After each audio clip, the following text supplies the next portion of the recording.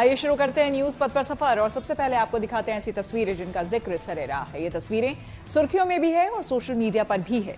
इनसे आपका बाखबर होना बेहद जरूरी है क्योंकि चौराहे पर इन्हीं की चर्चा है और चर्चा कान्हा की नगरी मथुरा में चल रही अद्भुत रामलीला की भी है। शारदीय नवरात्र के शुरू होने से पहले यूपी के बागपत में अपराधियों और मंचलों को खास संदेश दिया गया।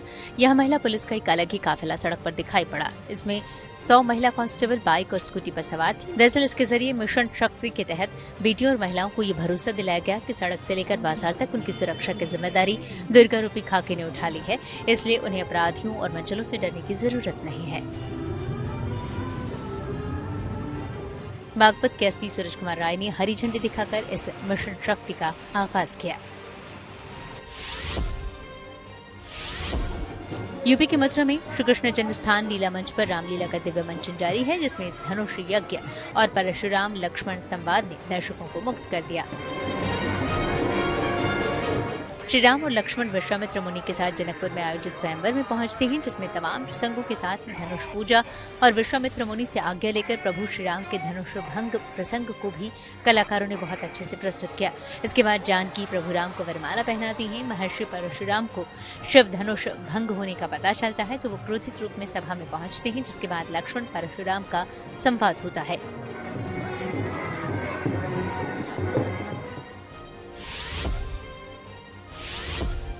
संगम नगरी प्रयागराज में धूमधाम से निकली कर्ण घोड़ा शोभा यात्रा। लकड़ी के बने हुए 20 फीट ऊंचे कर्ण घोड़े को इस पूजा अर्चना और आरती के बाद शोभा यात्रा निकाली जाती है। इसका शुभारंभ हीवेट रोड स्थित राम मंदिर से गाजे बाजे के साथ हुआ, जिसके बाद शोभा यात्रा विभिन्न मार्गों से होती हुई पत्थर चट्टी रामलीला मैदान पहुंची। इस कर्ण घोड़े को भगवान श्री राम का दूत माना जाता है। इस शोभा यात्रा को दशहरा महोत्सव की शुरुआत का प्रतीक माना जाता है। मान्यता है कि रामलीला के प्रारंभ होने से पहले ये आयोजन श्रद्धालुओं के शामिल होने का आमंत्रण होता है। ये दिव्य तस्वीरें लद्दाख महोत्सव की हैं, जो भव्य सांस्कृतिक आयोजनों के साथ लेह में शुरू हुआ। भव्य सांस्कृतिक परेड के साथ इस महोत्सव का आगाज हुआ। समारोह में लद्दाख की सांस्कृतिक विरासत, कला, संगीत, खेल, धार्मिक और सामाजिक परंपराओं का शानदार प्रदर्शन किया गया, जिसने दर्शकों को मुक्त कर दिया।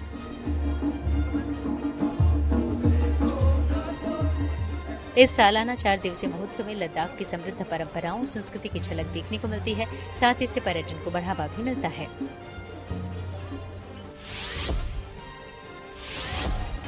यूपी के सहारनपुर में चल रहे गुघाल मेले में दंगल प्रतियोगिता का आयोजन किया गया, जिसमें 6 राज्यों से पहुंचे 150 पहलवानों ने हिस्सा लिया।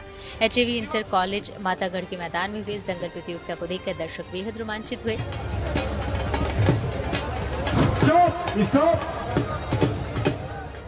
प्रतियोगिता जीतने के लिए पहलवान कुश्ती के हर दाव पेंच आजमाते नजर आए।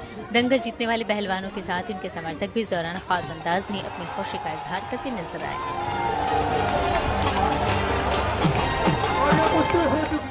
न्यूज पथ में आगे दिखाते हैं शारदीय नवरात्र में मां दुर्गा की पूजा। आज शारदीय नवरात्र की शुरुआत के साथ ही त्योहारों के मौसम का शुभारंभ हो गया है। देश भर के मंदिरों और शक्तिपीठों में सुबह से ही भक्तों का तांता लगा रहा। मां के दर्शन और पूजन के लिए बड़ी संख्या में श्रद्धालुओं के पहुंचने का सिलसिला जारी है। दिल्ली से लेकर अयोध्या, मुंबई और प्रयागराज में माता के मंदिरों को रंग बिरंगे फूलों और लाइटों से भव्य रूप से सजाया गया है। कल देवी मां के दूसरे स्वरूप मां ब्रह्मचारिणी की पूजा होगी। मान्यता है कि मां ब्रह्मचारिणी की विधि विधान से पूजा करने से मन की एकाग्रता बढ़ती है और कार्यों में सफलता मिलती है। 9 दिन तक चलने वाला शारदीय नवरात्र आस्था, भक्ति और शक्ति का महोत्सव है। पूरा देश मां दुर्गा की तस्वीरें दिखाई दे रही है। आप मां दुर्गा का दर्शन घर बैठे कर लीजिए। दिल्ली के प्राचीन झंडेवालान मंदिर में मां का भव्य श्रृंगार किया गया। इसके बाद उनकी श्रृंगार आरती हुई, जिसमें शामिल होने के लिए बड़ी संख्या में श्रद्धालु पहुंचे। हर दिन यहां भक्तों की भारी भीड़ पहुंचती है, लेकिन नवरात्र के दिनों में यहां का नजारा एकदम अलग और निराला होता है। आज पावन शारदीय नवरात्र का ये उत्सव चल रहा है। पूरे विश्व में आदिशक्ति की उपासना का पर्व होता है। रही बात कथाओं की, तो हमारे यहाँ प्राचीन से ही ये भारतवर्ष ऋषि मुनियों का देश है और यहाँ उपासना, अध्यात्म, कथा, ये आदिशक्ति की आदि और अनंत परंपराएं हैं, इसका कोई अंत नहीं है। अटूट विश्वास है तो दिक्कत ही नहीं है। वो जो माता रानी कर रही है वही बड़े ही कर रही है, सीधी बात है। हमें डाउट नहीं करना चाहिए ना, पूरे लगन से विश्वास से आते हैं यहाँ पे और सालों से आ रहे हैं, हिम्मत अपने आप देती है वो। दिल्ली के प्रसिद्ध कालका जी मंदिर में भी नवरात्रि के पहले दिन सोमवार सुबह से भक्तों का तांता लगा रहा।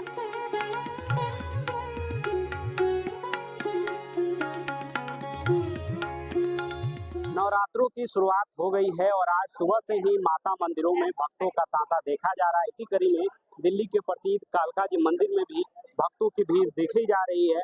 सुबह करीब 3 बजे से ही मंदिर भक्तों के लिए खुला हुआ है और लगातार भक्त यहाँ पहुँच रहे हैं और माता के दर्शन कर रहे हैं। बहुत बढ़िया दर्शन हुए बेटा, बहुत अच्छा।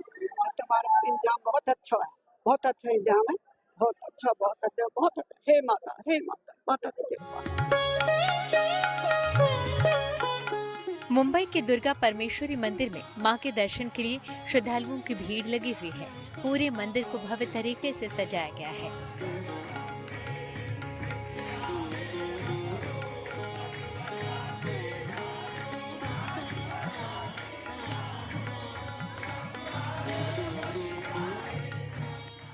मैं इस वक्त मौजूद हूं घाटकोपर इलाके के दुर्गा परमेश्वरी देवी मंदिर में और आज नवरात्रि के पहले दिन किस तरह की तस्वीरें हैं, क्या माहौल है, ये मैं दिखाने की कोशिश करूंगा।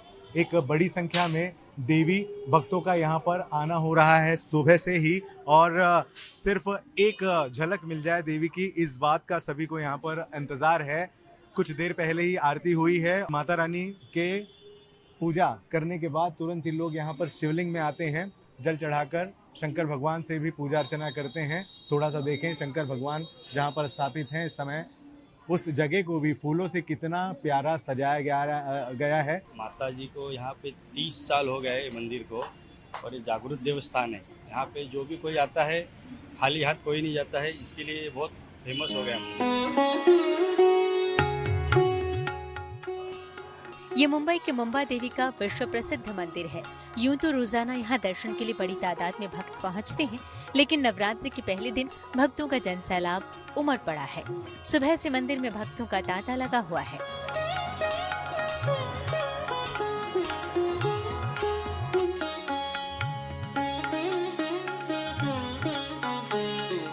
जम्मू में वैष्णो देवी के धाम में देश विदेश से भक्त माता के दर्शन के लिए वैष्णो देवी मंदिर पहुंच रहे हैं।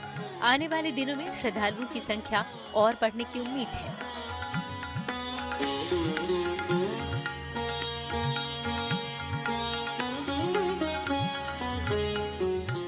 माता रानी से क्या मांगेंगे? माता रानी से यही मांगेंगे कि सुख समृद्धि बनाए रखें और ऐसे ही अपने दरबार से जोड़े रखें। एक बार जय घोष कर दीजिए माता रानी का। बोल साचे दरबार की जय। एक बार जय घोष लगा दीजिए माता रानी। बोलो शेरा वालिदा, बोल साचे दरबार की जय। अच्छा, मन में कितनी प्रसन्नता है आज? पहले बहुत बढ़िया माता जी कृपा हुआ जो हमको इस दरबार में अपने बुलाया है। बाबा भोलेनाथ की नगरी काशी में दुर्गा कुंड स्थित दुर्गा मंदिर, भदैनी स्थित नौ दुर्गा, महिषासुर मर्दिनी, कामाख्या स्थित कामाख्या देवी और बड़ी शीतला मंदिर में पहले नवरात्र को भारी भीड़ देखने को मिली।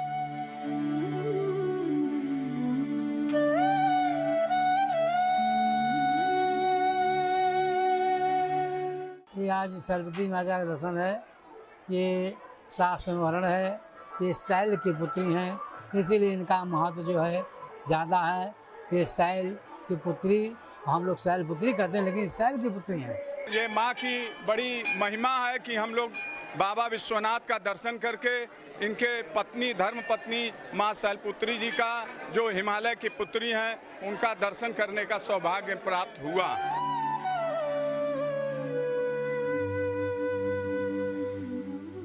विंध्याचल में नवरात्र के पहले दिन लाखों की संख्या में भक्त दर्शन पूजन को पहुंचे।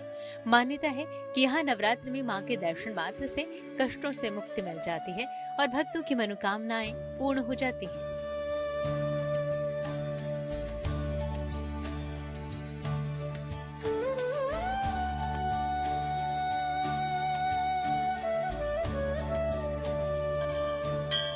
हिमाचल के कांगड़ा में पहाड़ों में शक्तिपीठ दुर्गा माता का ब्रजेश्वरी धाम है। बताया जाता है इस मंदिर को पांडवों ने बनवाया था। नवरात्रि के मौके पर यहाँ भक्तों की भारी भीड़ दर्शन को पहुँचती है। नवरात्रि के पहले दिन दूर दूर से पहुँचे भक्तों ने माता की पूजा की और उनसे आशीर्वाद मांगा।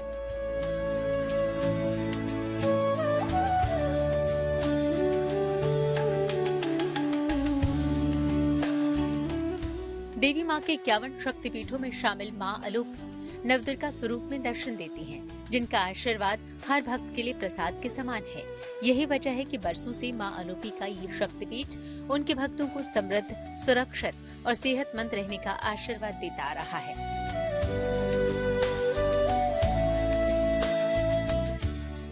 जब माता सती हुई थी तो शिव जी उनको लेके घूम रहे थे। विष्णु जी ने चक्र चलाया तो उनके अंग गिरे 51 जगह, उसमें से एक हाथ की हथेली यहाँ गिरी थी। ये आलोक रूप में इनकी पूजा होती है, यहाँ कोई मूर्ति नहीं है। चरणों में झुके। मान्यता है कि माँ दुर्गा के दर्शन मात्र से इंसान की हर मनोकामना पूरी होती है। इनकी पूजा से अच्छे स्वास्थ्य और लंबी उम्र का आशीर्वाद भी मिलता है। वाराणसी से रोशन जायसवाल, दिल्ली से मनीष चौरसिया, प्रयागराज से समर श्रीवास्तव के साथ जम्मू से Sunil ji Bhatt, good news today.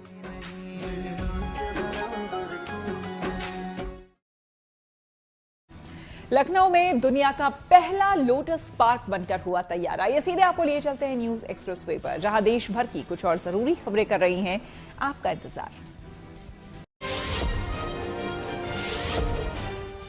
PM Modi ने आज अरुणाचल प्रदेश को 5,100 करोड़ रुपए से ज्यादा की विकास परियोजनाओं की सौगात दी। उन्होंने यहां 2 अहम जल विद्युत परियोजनाओं और तवांग में एक कन्वेंशन सेंटर की आधारशिला रखी। इसके अलावा कनेक्टिविटी तथा स्वास्थ्य से जुड़ी कई योजनाओं का भी शिलान्यास किया। पीएम मोदी ने ईटानगर में जहां दुकानदारों और व्यापारियों से मिलकर उन्हें दुकानों में लगाने के लिए गर्व से कहो ये स्वदेशी है के पोस्टर दिए, वहीं स्थानीय नागरिकों से स्वदेशी उत्पादों को बढ़ावा देने का आह्वान किया। आज नवरात्रि का पहला दिन है, ऐसे में पीएम मोदी ने त्रिपुरा पहुंचकर वहां माता त्रिपुर सुंदरी मंदिर में देवी की पूजा अर्चना भी की और उनका आशीर्वाद लिया। यहां उन्होंने मंदिर परिसर में लगी प्रदर्शनी भी देखी।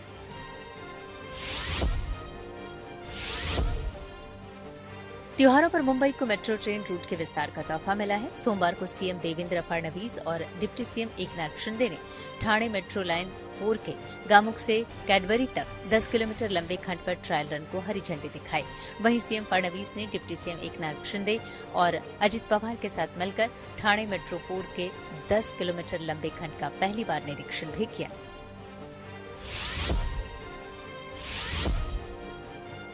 मुख्यमंत्री भूपेंद्र पटेल ने गुजरात में सरकारी अधिकारियों, कर्मचारियों और उनके परिवारों के स्वास्थ्य और कल्याण के लिए गुजरात कर्मयोगी स्वास्थ्य सुरक्षा योजना का शुभारंभ किया। इस मौके पर सीएम ने इस योजना के लाभार्थी अधिकारियों और कर्मचारियों को प्रतीकात्मक रूप से आयुष्मान कार्ड बांटे।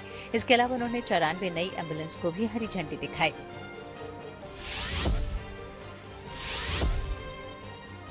यूपी के लखनऊ में दुनिया का पहला लोटस पार्क बनकर तैयार है। स्वस्तिक कमल उद्यान को CSIR द्वारा तैयार किया गया है। यहाँ 60 से ज्यादा किस्मों के कमल के फूल सालों भर खिलते हैं।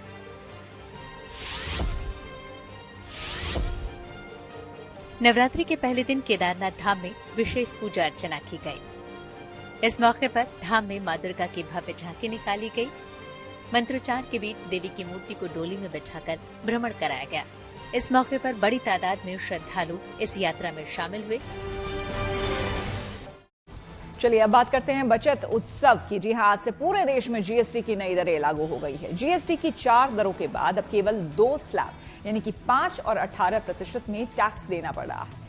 दिवाली और छठ पूजा से पहले जीएसटी दरें कम होने से लोगों को अधिक खरीदारी करने का मौका मिलेगा, जिससे कि त्योहारी सीजन में बाजारों में रौनक बढ़ेगी। रोजमर्रा और दैनिक उपयोग की वस्तुओं की कीमतों में कमी से आम लोगों को राहत मिलने की उम्मीद है।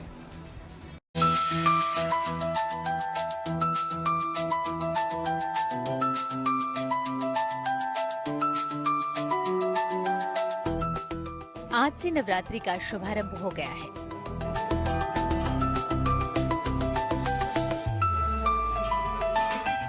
देश भर में जीएसटी की नई घटी दरें भी लागू हो गई हैं। सरकार ने इसे बचत उत्सव का नाम दिया है। तो सबसे जरूरी और अहम सवाल ये कि आखिर आम आदमी की जेब में कितनी बचत होने जा रही है।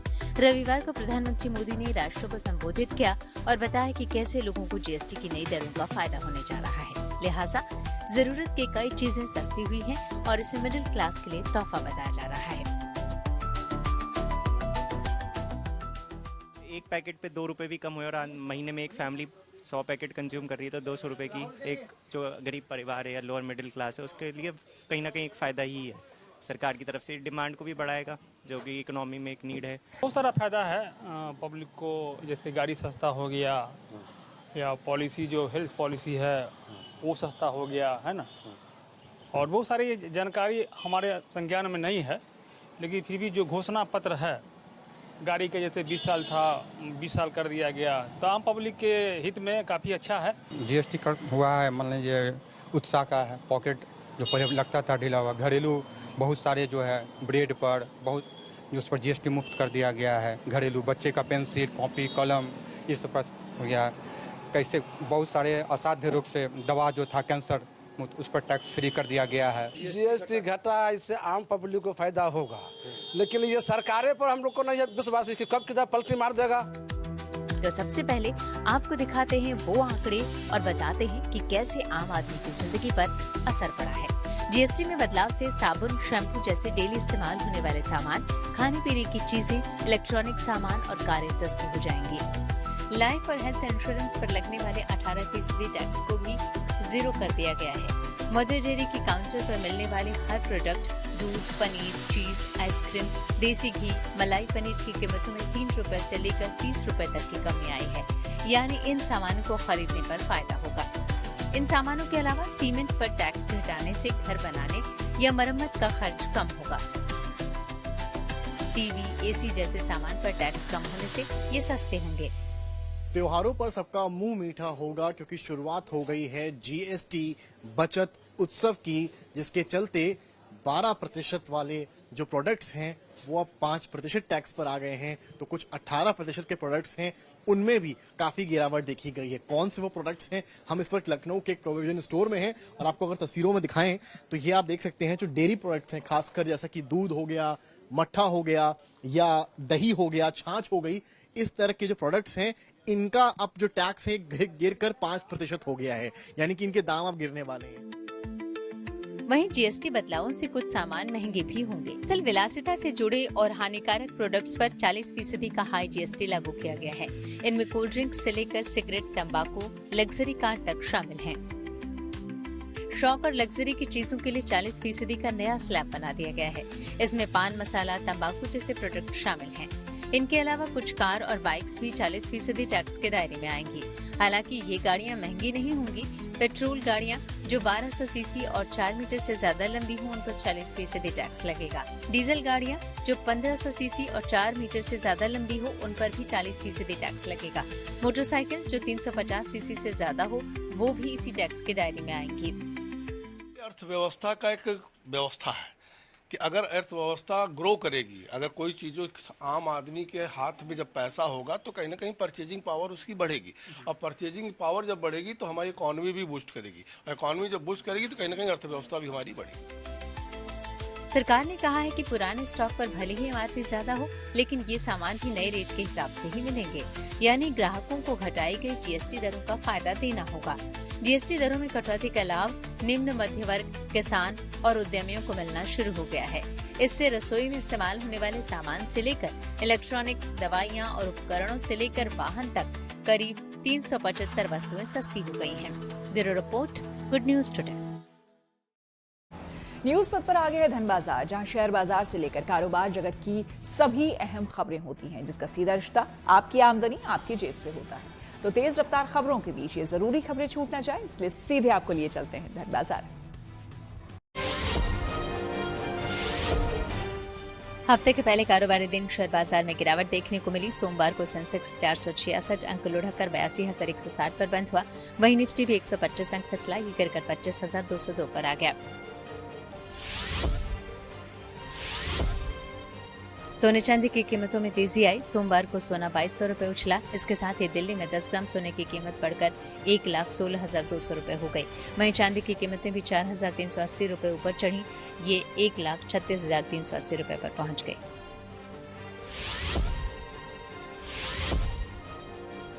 सोमवार को डॉलर के मुकाबले रुपया फिसल गया। इसमें 15 पैसे की गिरावट आई। इस तरह $1 के मुकाबले रुपए की कीमत 88 रुपए 31 पैसे हो गई।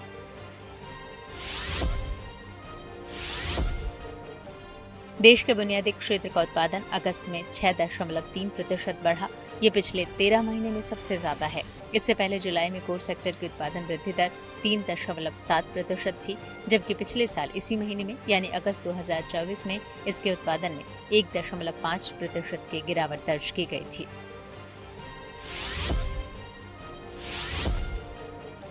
तमाम कार कंपनियों के बाद अब टाटा मोटर्स ने भी अपने ग्राहकों को जीएसटी रेट कट का फायदा दिया है। कंपनी के मुताबिक टाटा मोटर्स की सभी गाड़ियों की कीमतें कम हो गई हैं। साथ ही कंपनी त्योहार के मौके पर अलग अलग ऑफर के तहत भी अलग से डिस्काउंट दे रही है। टाटा टियागो पर 1,20,000 रुपए, तो वहीं टिगोर पर 1,11,000 रुपए और टाटा सफारी पर करीब 2 लाख रुपए तक की बचत का मौका दिया जा रहा है। इसमें कंपनी की ओर से त्योहारी सीजन में दिया जा रहा ऑफर भी शामिल है।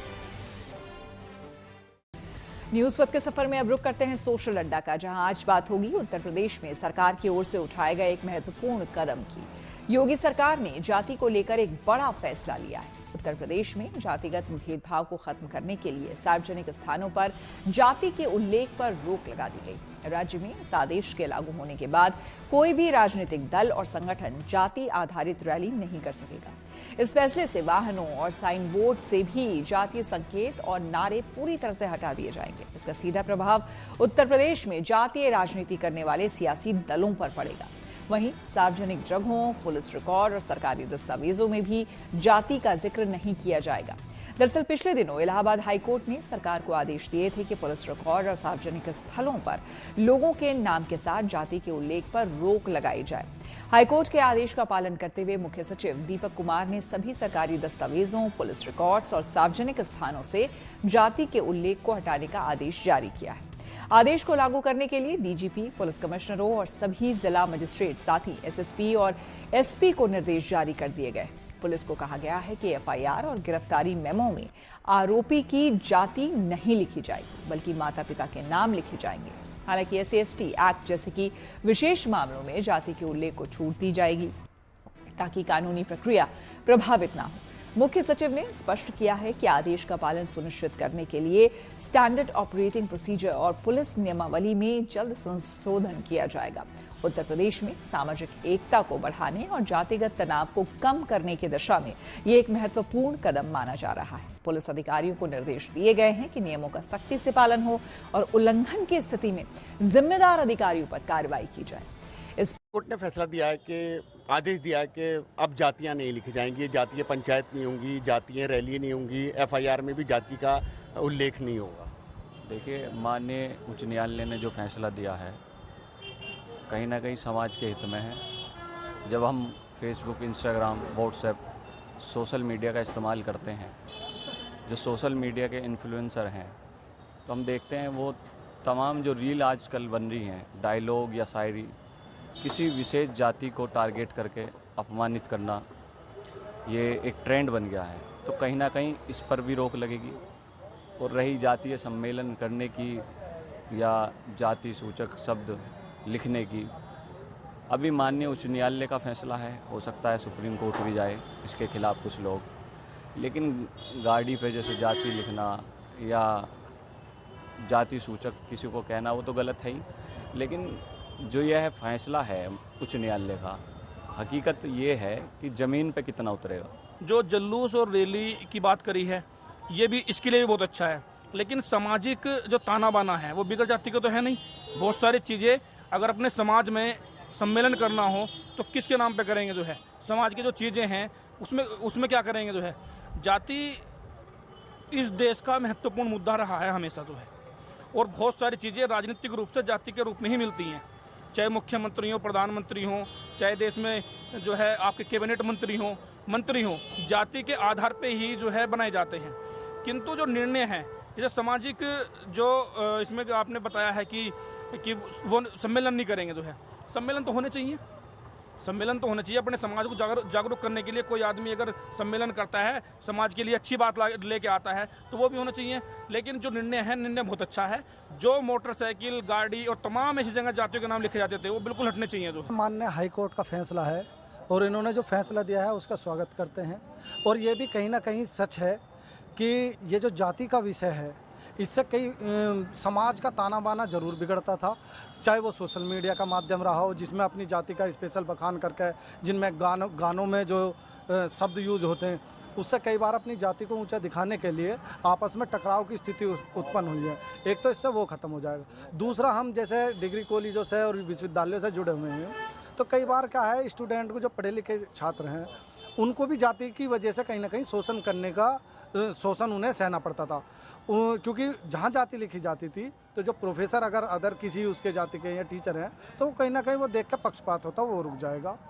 दूसरा, जो अभी इन्होंने कहा कि जो FIR होगी उस पर भी कहीं ना कहीं अगर जाति ख़त्म होती है तो वो शोषण भी जो है थानों में या कचहरियों में वो बंद हो जाएगा। देखिए, वैसे तो माननीय उच्च न्यायालय का फैसला है, स्वागत है, लेकिन इस फैसले के बाद बहुत सारे विरोधाभास अपने आप में खड़े हो जाते हैं, बहुत सारे सवाल अपने आप में खड़े हो जाते हैं कि इस आदेश के बाद ग्राउंड लेवल पर कितना इसका आदेश का इम्प्लीमेंटेशन होगा, क्योंकि जिस देश में आज़ादी के बाद संवैधानिक तौर पर जाति प्रमाण पत्र बनाए जाते हों सरकार द्वारा, केंद्र सरकार द्वारा, राज्य सरकार द्वारा, तो वहाँ पर इस तरीके के फैसले के बाद की स्थिति कैसे, मतलब सरकार उसमें सुधार करेगी, कैसे उसमें निष्पक्षता या फिर कैसे उसमें सामंजस्य बिठाने की प्रयास सरकार करेगी, ये एक अपने आप में बड़ा सवाल है।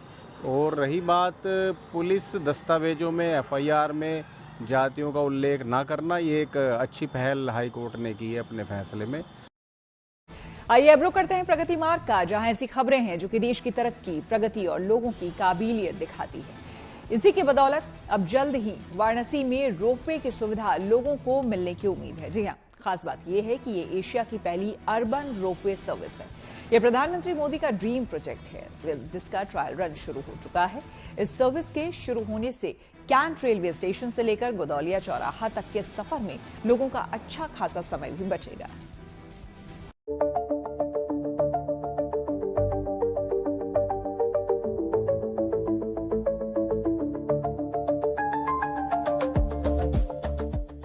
पहाड़ों में तो आपने रोपवे देखा होगा, इसके गंडोले में सफर का आनंद भी लिया होगा, लेकिन बाबा विश्वनाथ की नगरी काशी का ये रोपवे बेहद खास है, क्योंकि पहली बार शहर में ये चलने जा रहा है। ये न सिर्फ भारत का बल्कि एशिया का पहला अर्बन रोपवे है और दुनिया का तीसरा अर्बन रोपवे ट्रांसपोर्ट। इस रोपवे के पहले चरण की शुरुआत के लिए लगातार ट्रायल रन चल रहा है और जल्द ही इसका संचालन शुरू होने की उम्मीद है। इस सेवा के शुरू होने से वाराणसी में यातायात का एक नया साधन तो मिलेगा ही, बल्कि एक जगह से दूसरी जगह पहुंचने में लगने वाला समय भी काफी कम हो जाएगा।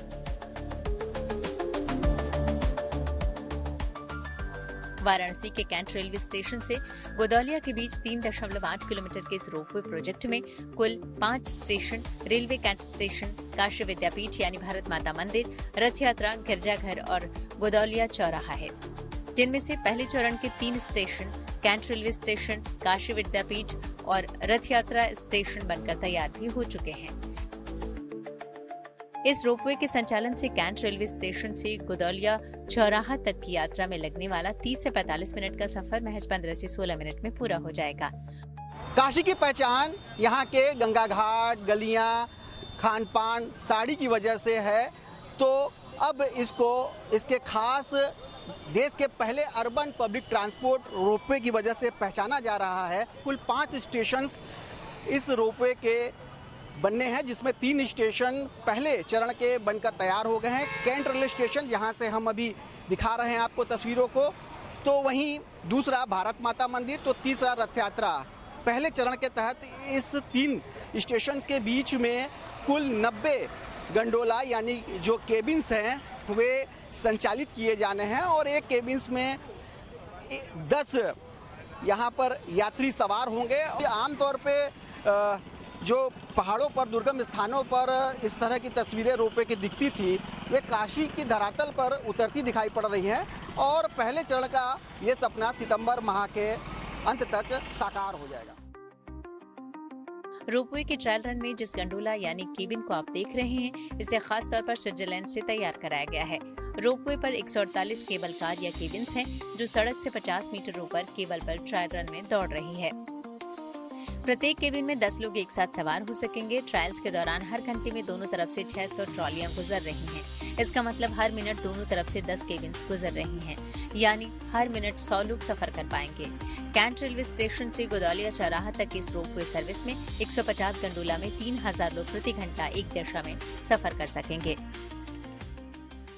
भारत सरकार एवं उत्तर प्रदेश सरकार की एक अत्यंत महत्वाकांक्षी योजना जो रोपवे प्रोजेक्ट है, जो पूरे एशिया में पहला अर्बन रोपवे प्रोजेक्ट है। हमने इसको कई जगह पहाड़ों में देखा है, लेकिन पहली बार जो शहर में इसका जो उपयोग किया जा रहा है वो पूरे एशिया में प्रथम बार किया जा रहा है। इसमें लगभग 150 गोंडोला रहेंगे और 3000 लोगों प्रति घंटा जो है इसमें एक दिशा में इसकी कैरी करने की क्षमता है। वर्तमान में ट्रायल्स और सेफ्टी ट्रायल्स जो हैं वो चल रहे हैं और अति शीघ्र ही ये ट्रायल्स जब समाप्त होंगे इसका एक सेफ्टी ऑडिट भी कराया जाता है थर्ड पार्टी से, और सेफ्टी ऑडिट कराने के उपरांत जो है इसका जो है इसको अति शीघ्र ही इसको प्रारंभ किया जाएगा। रोपवे के ट्रायल रन के दौरान लोग रुक रुक कर गंडोला को निहारते हुए रोमांचित हो रहे हैं। बहुत निजात मिलेगा इससे, जो है काम अगर चालू हो गया जो है अच्छे ढंग से तो बहुत पब्लिक को। इसका श्रेय किसको देंगे? भाई इसको जो हमारी सरकार में जो हमारे पीएम मोदी जी हैं उन्हीं को मिलेगा, और क्या जो है। हम लोगों का सपना एक था कि रोपवे बन जाए, आज हम लोगों के सामने रोपवे चल रहा है, हम लोग को बहुत खुशी की बात है। बहुत बढ़िया रहेगा, ये चालू हो जाएगा तो जाम जो होता रहता है उससे छुटकारा मिलेगा, उससे बहुत निजात मिलेगा। इसलिए कि ये बन जाएगा तो आदमी को अगर जल्दी वहाँ तक पहुँचना है जहाँ जाना है तो उससे जल्दी ना होगा। ये बहुत बेहतरीन चीज़ है। 5 स्टेशन तैयार हो जाने पर इस रोपवे सर्विस से वाराणसी के कैंट रेलवे स्टेशन से काशी विश्वनाथ मंदिर तक पहुंचने में लोगों को न सिर्फ बहुत सहूलियत होगी बल्कि उनका बहुमूल्य समय भी बचेगा। वाराणसी से रोशन जायसवाल के साथ bureau report, good news today. Cricket के बाद फुटबॉल में भी भारत ने पाकिस्तान को दी पटखनी। जी हाँ, खेल जगत से जुड़ी ऐसी इंटरेस्टिंग खबरों को जानने के लिए आइए सीधे चले खेल चक्कर। एशिया कप के सुपर 4 के अपने पहले मुकाबले में पाकिस्तान को हराकर भारत ने फाइनल में जगह बनाने की ओर अपना एक कदम बढ़ा दिया है। टीम इंडिया के कप्तान सूर्य कुमार यादव ने इसके बाद सोशल मीडिया प्लेटफॉर्म एक्स पर एक पोस्ट लिखा।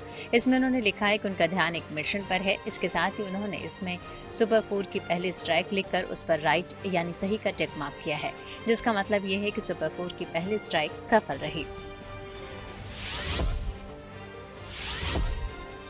एशिया कप में पाकिस्तान को हराकर भारत ने सुपर 4 में शानदार शुरुआत की। फाइनल में पहुंचने के लिए भारत के लिए एक मैच जीतना जरूरी है। भारतीय टीम का अगला मुकाबला बुधवार को बांग्लादेश से है और उसके बाद शुक्रवार को टीम इंडिया का श्रीलंका से मैच होगा। इन 2 मैचों में से कम एक में जीत भारत को फाइनल में पहुंचा देगी। क्रिकेट के अलावा पाकिस्तान को फुटबॉल के मैदान में भी भारत से करारी हार का सामना करना पड़ा है। कोलंबो में खेले गए सैफ अंडर 17 चैंपियनशिप मुकाबले में पाकिस्तान को 3-2 से हराकर भारत ने सेमीफाइनल में अपनी जगह पक्की की। इस टूर्नामेंट में भारत की ये लगातार तीसरी जीत रही। इससे पहले भारत ने मालदीव को 6-0 और भूटान को 1-0 से हराया था। अब 25 सितंबर को भारत सेमीफाइनल में नेपाल से भिड़ेगा। इसी के साथ न्यूज पथ में मेरे यानी कि श्वेता झा के साथ फिलहाल इतना ही। देश दुनिया की तमाम पॉजिटिव खबरों के लिए आप देखते रहिए गुड न्यूज टुडे।